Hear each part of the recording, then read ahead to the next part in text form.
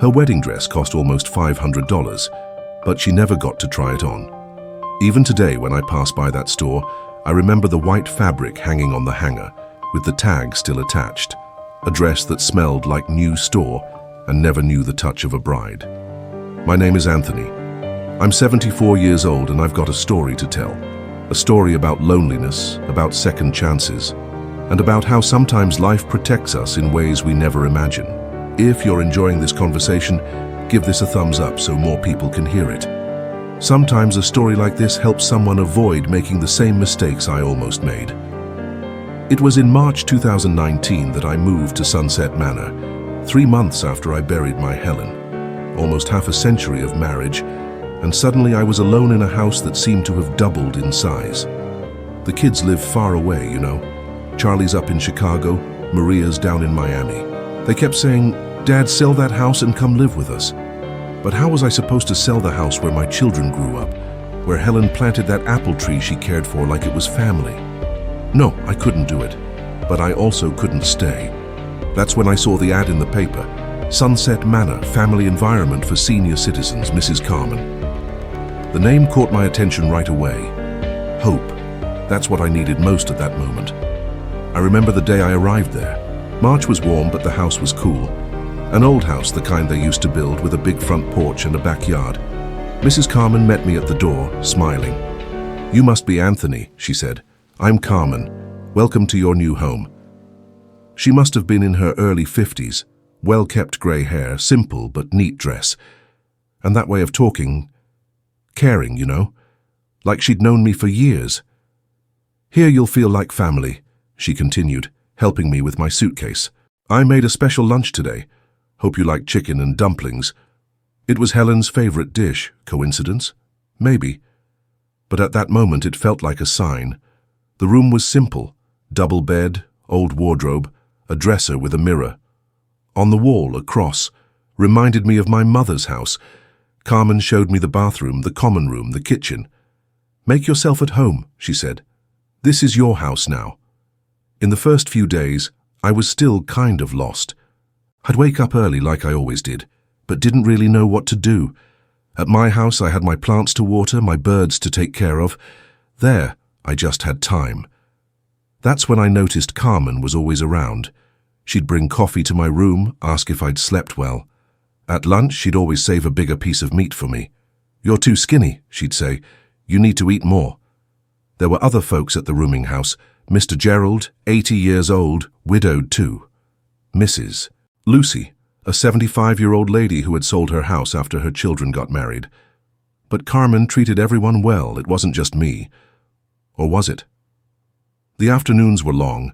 Mr. Gerald liked to play cards on the porch. Mrs. Lucy would crochet while watching soap operas. I'd stay in the living room listening to the old radio Carmen always kept on. It played old music, ballads, the kind that reminded me of when I was young. "Do you like music?" Carmen asked one day, sitting next to me on the couch. "I do. My Helen loved these old songs." "Was she a good wife?" "The best. 47 years together." Carmen was quiet for a while.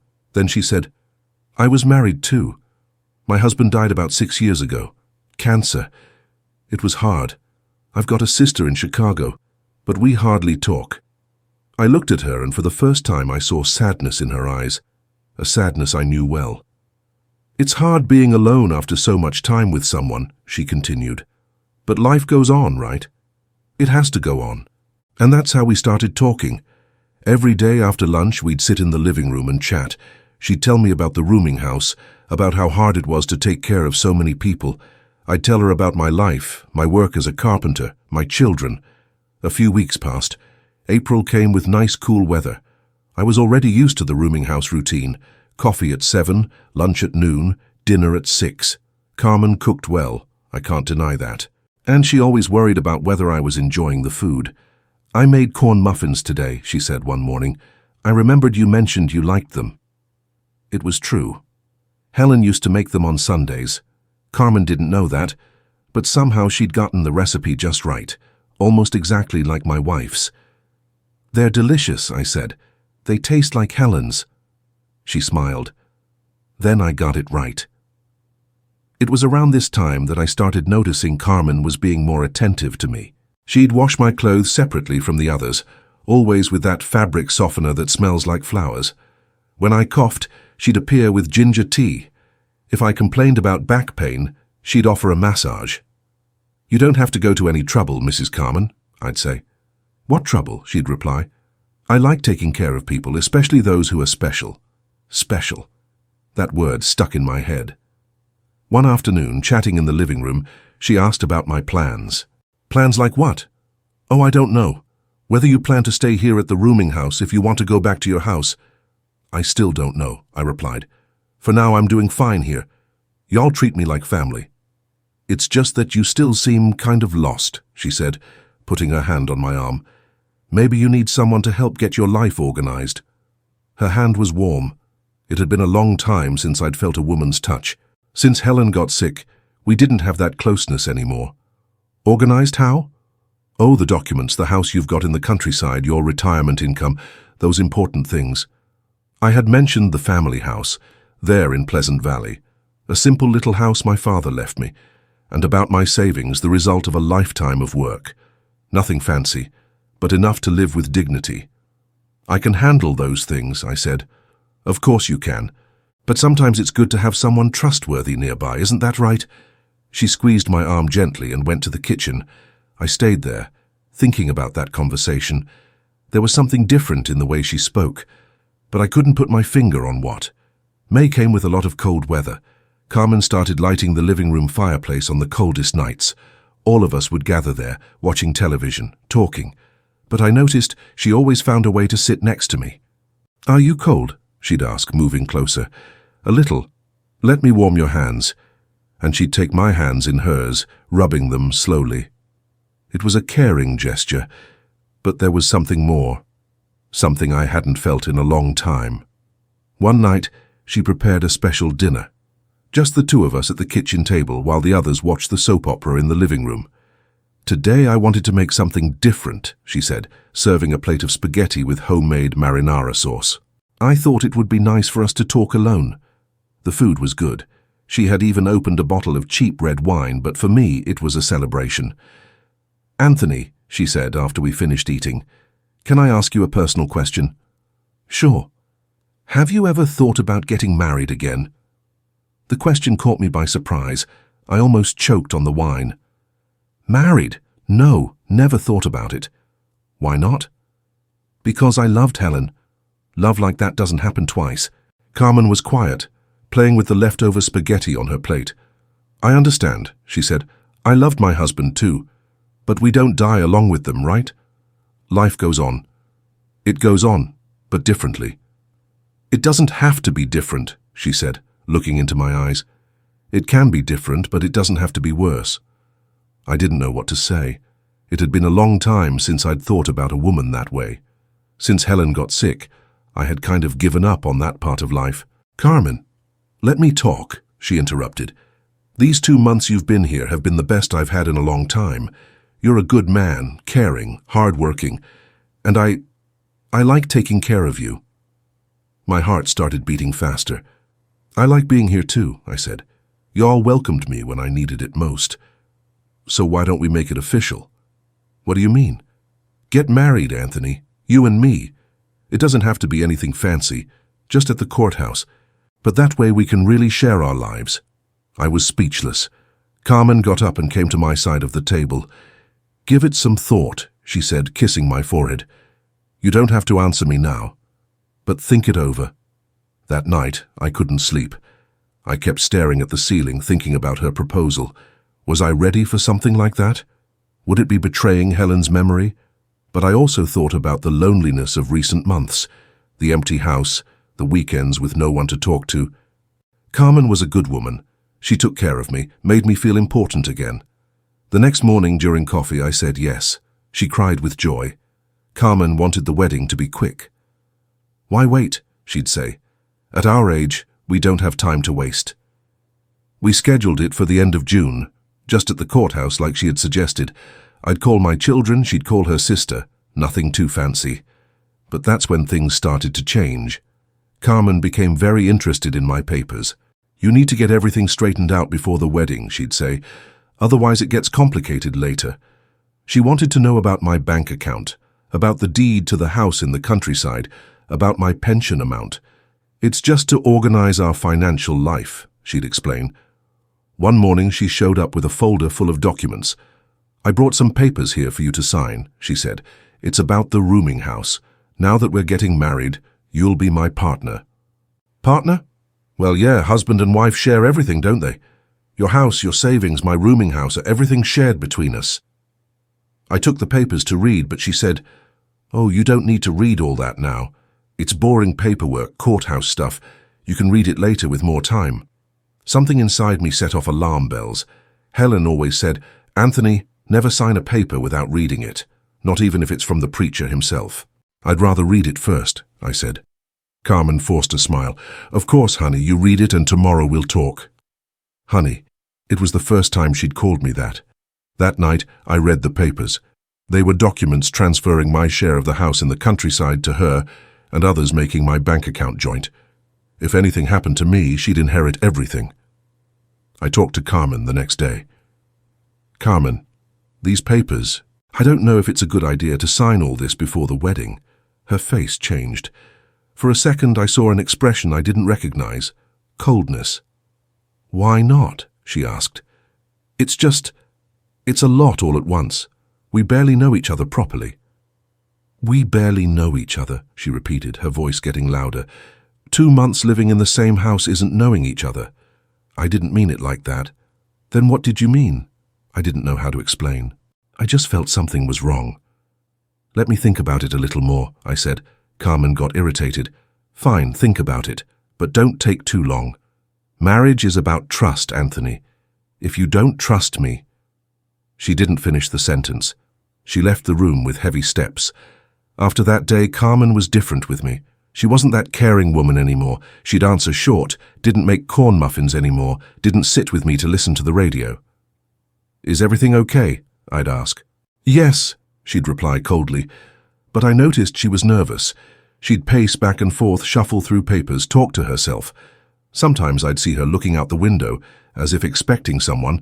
Other times she'd cry without explaining, saying she missed the old times. It was on one of those afternoons that Mr. Gerald approached me on the porch. "Anthony," he said quietly, "can I tell you something?" "Sure." He looked around, making sure Carmen wasn't nearby. "This rooming house has seen more funerals than weddings, if you know what I mean. Just be careful what you're getting into." "What do you mean?" "Carmen's been married more than once, and all her husbands, well, they all passed on too early." My blood went cold. "How many husbands?" "3 that I know of. The last one was a few years back. They were married for a short time. He died of a heart attack, poor guy. Left the rooming house to her. And the others?" "One died drowning at the lake, another of pneumonia, always something." Gerald lit a cigarette, his hands shaking a little. "Could be coincidence," he continued, "but 3 coincidences are too many for me." That night I couldn't sleep. I kept thinking about what Gerald had told me. 3 dead husbands, all leaving inheritance to her. I started noticing things I hadn't noticed before. How Carmen always insisted I take my blood pressure medicine. How she'd ask if I was feeling anything strange. How she was always around when I wasn't feeling well. And the papers. Always the papers. The next day, without Carmen knowing, I tried to find out more about what Gerald had told me. I talked to some old neighbors, people who had known the rooming house for a long time. The stories I heard made me worry. Carmen really had been married 3 times. All the husbands were older. All had some property to leave, and all died unexpectedly. John Smith, the first, died drowning at the lake in 2010. Manuel Rodriguez died of pneumonia in 2015. Oscar Peterson died of a heart attack in 2018, a year before I arrived there. 3 men, all older, all with inheritance. And now it was my turn. I returned to the rooming house with a troubled heart. Carmen was in the kitchen preparing dinner. "Where did you go?" she asked. "For a walk." "Without telling me?" "I didn't know I needed to tell you." She looked at me suspiciously. "Of course you don't need to, it's just that, With the wedding so close, I don't want anything to happen to you. Nothing to happen to me. How ironic. 1 week until the wedding. Carmen had bought the dress, I had bought a suit. The invitations were ready, the courthouse reserved, but I couldn't stop thinking about what I had discovered. Was Gerald right? Had Carmen really... No, I didn't even want to think about it. But there were too many coincidences. I decided to talk to her. I couldn't marry with this doubt eating at me. Carmen, I said on Thursday night, I need to tell you something. What? I found out about your other husbands. Her face went white. Found out what? That you were married 3 times, that they all died, that they all left inheritance to you. She was quiet for a while. Then she sat in the chair, her hands shaking. Who told you that? It doesn't matter. Is it true? It is. At least she didn't lie. Carmen, I need to know. Do you really love me, or do you just want my inheritance? She started crying. It wasn't a cry of sadness, it was a cry of desperation. Anthony, you don't understand. I didn't have a choice. What do you mean? I didn't kill anybody, she screamed. They died, they all died and left me alone. But you always inherited because I took care of them, because I was the wife. What's my fault if they died? I wanted to believe her. I really wanted to. But there was something in the way she spoke that didn't convince me. And the papers, I asked. Why such a rush for me to sign? Because I love you, she screamed louder. Because I want you to be my real husband. Mrs. Lucy appeared in the living room, startled by the screaming. Is everything okay here? Yes, Carmen said, wiping her tears. Just a little disagreement. When Mrs. Lucy left, Carmen came closer to me. Anthony, please, don't ruin everything now. There's only 1 week left. Carmen, I need time to think. Time for what? To judge me? To blame me for something I didn't do? She was desperate, and I was confused. I'm going to sleep, I said. Tomorrow we'll talk. That night, I didn't sleep a wink. I kept thinking about whether I should get out of there, whether I should cancel the wedding, whether I should call the police. But I also thought about loneliness, the empty house, the weekends with no one. Was I losing my mind? Was I making things up? Friday. Wedding eve. I had decided to talk to Carmen in the morning, tell her I couldn't marry with this doubt in my heart, ask for more time or just cancel everything. But when I went down for coffee, she wasn't in the kitchen. Mrs. Lucy was there, making coffee for everyone. Where's Carmen? I asked. I don't know, she hasn't come down yet. I thought it was strange. Carmen always woke up early to prepare coffee. 8 o'clock, 9 o'clock, 10 o'clock, nothing. I'm going to see if she's okay, I told Mrs. Lucy. I went up to her room, I knocked on the door. Carmen, are you okay? Silence. I knocked harder. Carmen? Nothing. The door was locked. I asked Mr. Gerald for help, and we both broke down the lock. Carmen was lying on the floor, still in her nightgown, eyes open, mouth half open. She wasn't breathing. Call the paramedics, I screamed. But when they arrived, it was too late. The doctor said it was sudden. She had died during the night, probably while sleeping. Sometimes the heart can't handle the stress, he explained. Had she been very nervous lately? I didn't know what to answer. The funeral was on Sunday. Few people attended. The sister from Chicago, some neighbors, us from the rooming house. My children arrived at the last minute. Dad, what's this story about a wedding? Charlie asked. It's nothing anymore, I replied. It's over. After the funeral, I helped Carmen's sister organize her things. That's when we found the papers. In a dresser drawer, there was a folder with documents from all the ex-husbands. Wills, inheritance papers, death certificates. Everything very well organized. And at the bottom of the drawer, a notebook, a kind of diary. But the pages weren't clear confessions. They were strange, ambiguous notes. John was always weak of heart, said one of the pages. Just a mistake with the medicine. And he couldn't take it. Manuel suspected something, said another page. Suspicious man sleeps poorly, and a neglected flu becomes pneumonia. And about Oscar. He found out about the others. Nervous man strains the heart. The heart has limits. I closed the notebook. I couldn't tell if they were just grieving thoughts or something more. Carmen's sister looked at me, frightened. Anthony, do you understand this? I don't know, I said. That might just be her way of dealing with grief. And now what? Now she's been judged by someone greater than us. I didn't turn the notebook over to the police. It wouldn't do any good. Carmen was dead, the other husbands too, and the notes didn't prove anything beyond a troubled woman. But I kept the notebook, as a reminder of what I almost became. I went back to my house in the countryside 3 days later. The house was exactly the same way I had left it. Helen's apple tree was blooming. I sat on the porch looking at the backyard, thinking about everything that had happened. Did Carmen really love me? Or was I just the next name on her list? I think I'll never know. But one thing I know, if she hadn't died, maybe I wouldn't be here telling this story. Sometimes I think it was Helen who protected me, that she looked out for me from up above so I wouldn't make that mistake. Or maybe it was just coincidence. Carmen's heart couldn't handle the pressure of almost being found out. I don't know, and maybe it's better that way. The wedding dress was still in the closet when her sister came to get the things. White, lacy, looking like it still held dreams that never came true. She never got to try on what she bought. I keep thinking, would she have backed out at the last minute? Would she have told me the truth? Would she have run away with me far from all this? I'll never know. What I do know is that loneliness can be dangerous. When we're alone, any kindness seems genuine. Any attention feels like love. But real love isn't in a hurry. Real love doesn't want your papers signed before the wedding. Real love doesn't push for wills. Helen loved me for almost half a century without ever asking me for a document. Without ever wanting to know how much money I had in the bank. She loved me when I had nothing and kept loving me when I got something. That's love. The rest is just wanting what you have. Today, I'm 74 years old. I live alone, but I don't feel alone. My children visit me more. I've got some good neighbors who always come by for coffee, and I have my memories of Helen. Real memories of real love. I don't need anything else.